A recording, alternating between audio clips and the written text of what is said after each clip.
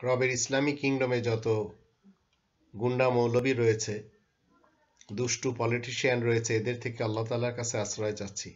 সম্মানিত দর্শকবৃন্দ, আপনাদের সকলকে জানাই আসসালামু আলাইকুম ওয়া রাহমাতুল্লাহ।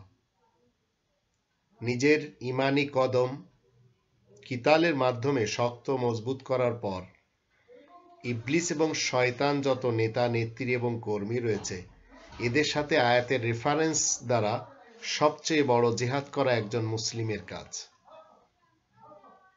এখন আপনাকে আমাকে প্রথমে জানতে হবে কিতাল কি জিনিস, তারপরে জানতে হবে জিহাদ কি জিনিস, তারপরে আপনাকে জানতে হবে হারবুন কি জিনিস। যখন আপনি এবং আমি কিতাল বুঝতে পারবো, তখন জীবনের একটি দিক আমাদের ঠিক হয়ে যাবে। 2 নম্বর সূরা আল বাকারার 216 নম্বর আয়াত থেকে আমরা জানবো, এখানে আল্লাহ বলেন কুতিবা আলাইকুমুল কিতাল। সেই সত্তা তিনি তোমাদের জন্য কিতাল লিখে দিয়েছেন, তোমাদের উপর কিতাল লিখে দেওয়া হয়েছে। যেমন আমরা সবাই জানি, কোরআন ব্যবহার করেছে 2 নম্বর সূরা আল বাকারার 183 নম্বর আয়াতে কুতিবা আলাইকুমুস সিয়াম, সিয়াম লিখে দেওয়া হয়েছে। তো সিয়াম লিখে দেওয়া হয়েছে, এটি বছরে একটি মাস আমাদের মুসলিমদের পালন করতে হয়। ঠিক এইভাবে কুতিবা আলাইকুমুল কিতাল, কিতাল লিখে দেওয়া হয়েছে।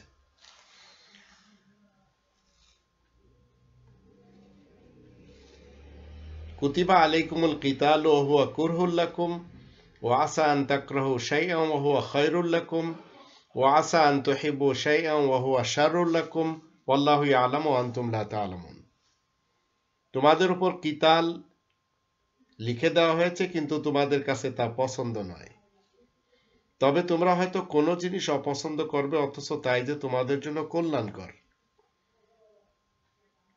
আবার কোনো জিনিস হয়তো তোমরা খুবই পছন্দ করো, অথচ তাই যে তোমাদের জন্য অকল্যাণকর।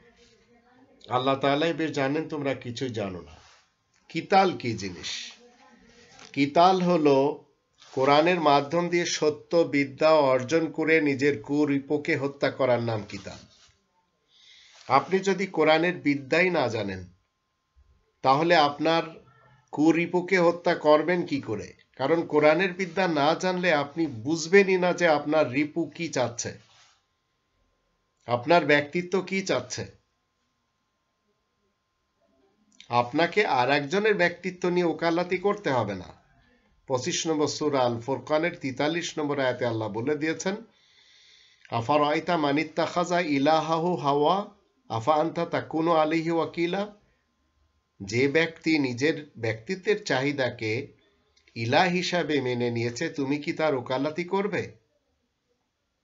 তো কোরআন বিরোধী যত খাহিশে নফস আছে, এগুলির পিছনে যারা ধেয়ে চলেছে, তাদের আপনি কি ওকালতি করবেন?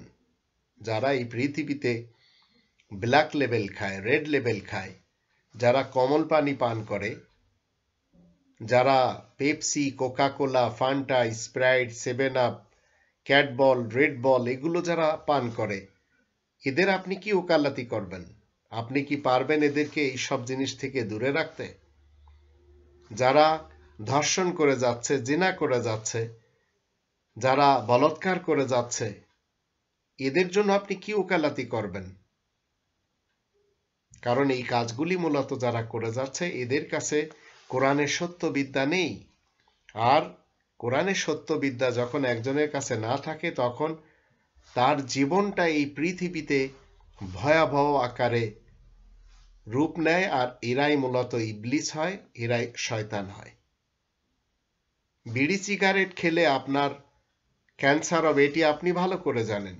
Coca Cola, Fanta, Sprite, 7 Up, Thums Up, Mirinda এগুলি খেলে আপনার ক্যান্সার হবে, এটিও আপনি জানেন। এখন আপনি এদের উকালাতি করবেন? রবের বিধান অমান্য করে গণতন্ত্র এবং রাজতন্ত্র আর সমাজতন্ত্র, কমিউনিজম, সোশ্যালিজম মানলে দুনিয়াতে যে শান্তিতে থাকা যাবে না সেটিও আপনি জানেন, কিন্তু আপনাকে কি করতে হবে? এই লোকদের সাথে জিহাদ করতে হবে। এই জিহাদ করার জন্য কিতাল শিখতে হবে, কিতাল লিখে দেওয়া, কোরআনের আয়াতের মাধ্যম দিয়ে সত্য বিদ্যা অর্জন করতে হবে। তখন আপনি বুঝতে পারবেন ইবলিস মানুষকে, শয়তান মানুষকে। আয়াত গোপনকারী যারা ইবলিস এবং শয়তান, কাফের মানুষ যারা, এদের সাথে তখন আল্লাহ আপনাকে কি বলছেন? 25 নম্বর সূরা আল ফুরকানের 52 নম্বর আয়াতে, ফালা তুতিইল কাফিরিন, তুমি কাফেরদের অনুসরণ করবে না, ওদের ইতাআত করবে না।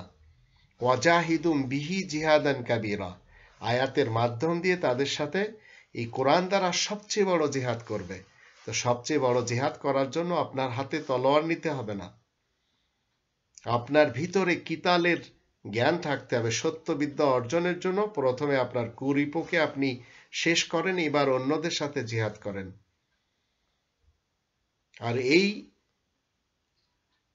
যারা অবৈধভাবে অর্থ সম্পদ জমা করে, ভেজাল ব্যবসায়ী যারা, পুঁজিবাদী, কারুন, ফেরাউন, হামান, এই শ্রেণীর লোক যারা রয়েছে, এদের সাপোর্টে যারা রয়েছে,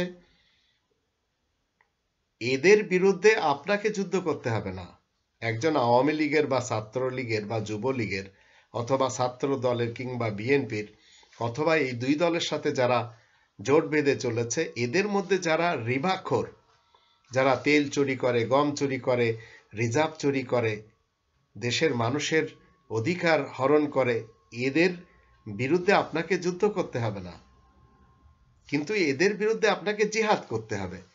আপনি আয়াতের মাধ্যম দিয়ে এদেরকে জানান যে দেখো শয়তান তোমাদেরকে ঝাপটে ধরেছে, তাই তোমরা আর বেরোতে পারবে না। 2 নম্বর সূরা আল বাকারার 275 থেকে নিয়ে 281 আয়াতগুলি যদি আমরা দেখি, 279 আয়াতে বিশেষভাবে বলা হচ্ছে যারা রিবাখোর, অবৈধভাবে যারা ইনকাম করে, এদের বিরুদ্ধে আল্লাহ এবং তার রাসূলের পক্ষ থেকে যুদ্ধের ঘোষণা রয়েছে। ফাআযানু বিহারবিন মিনাল্লাহি ওয়া রাসূলিহি, তো আপনাকে যুদ্ধ করতে হবে না, যুদ্ধ করার জন্য পৃথিবীতে পাঠানো হয়নি, কিন্তু আপনাকে কিতালের মাধ্যম দিয়ে নিজের কুরিপুকে হত্যা করতে হবে। সত্যবিদ্যা অর্জন করাটা ফরজ আপনার জন্য লিখে দেওয়া হয়েছে, যাকে কিতাল বলা হয়। এই কিতালের মানে শুধু হত্যা না, কিতালের মানে হত্যাও রয়েছে, কিন্তু কিতাল, কতল, ইয়াকতুলুন, তাকতুলুন, এগুলি সব কোরআন ব্যবহার করে স্থান কাল পাত্র হিসেবে। তা আপনাকে জানতে হবে সত্য বিদ্যা অর্জন করা আল্লাহ লিখে দিয়েছেন। আপনার কাছে খারাপ লাগতেই পারে, কারণ এর জন্য সময় ব্যয় করতে হয়, এর জন্য আপনার অনেক খড়কোটা পোহাতে হয়। তারপরে যে আপনার ভিতরে এই তাপ আসে, আপনি যদি খড়কোটা না জ্বালান, আপনার জীবনের এনার্জিকে যদি আপনি ব্যয় না করেন, তো কোরআন শিখতেই তো পারবেন না। তো কোরআন শেখার জন্য আপনার মাতৃভাষা জানা খুব বেশি দরকার। প্রত্যেকের উপর কোরআনের 5টি দাবি রয়েছে: কোরআনকে বিশ্বাস করা, কোরআনের ভাষায় কোরআনকে শেখা, মাতৃভাষায় কোরআনকে জানা, কোরআন মতে আমল করা, কোরআনের আয়াত প্রচার করা। এই 5টি দাবি আপনাকে আমাকে পূরণ করতে হবে। এইগুলি সর্বযুগে নবী রাসূলুল্লাহ পালন করে থাকেন। তাই আসুন আমরা প্রথমে কিতালের মাধ্যম দিয়ে সত্যবিদ্যা অর্জন করি এবং নিজেদের কুরিপুকে আমরা ধ্বংস করে ফেলি। তারপরে আমরা জিহাদের মাধ্যম দিয়ে রিবাখোরদের বিরুদ্ধে আমরা সংগ্রাম করি, কিন্তু যুদ্ধ নয়। যুদ্ধ করার জন্য আপনাকে পাঠানো হয়নি, আল্লাহ এবং তার রাসূলের পক্ষ থেকে রিবাখোরদের বিরুদ্ধে যুদ্ধের ঘোষণা রয়েছে। আল্লাহ আমাদের সকলকে কোরআনের বিধান মেনে কিতালের মাধ্যম দিয়ে সত্যবিদ্যা অর্জন করার তৌফিক দান করুন এবং জিহাদের মাধ্যম দিয়ে আয়াত গোপনকারী কাফেরদের সাথে সংগ্রাম করার তৌফিক দান করুন। আর যারা রিবাখোর রয়েছে তাদের অন্তর্ভুক্ত আমরা যেন না হই, যাদের বিরুদ্ধে আল্লাহ এবং তার রাসূলের পক্ষ থেকে যুদ্ধের ঘোষণা রয়েছে।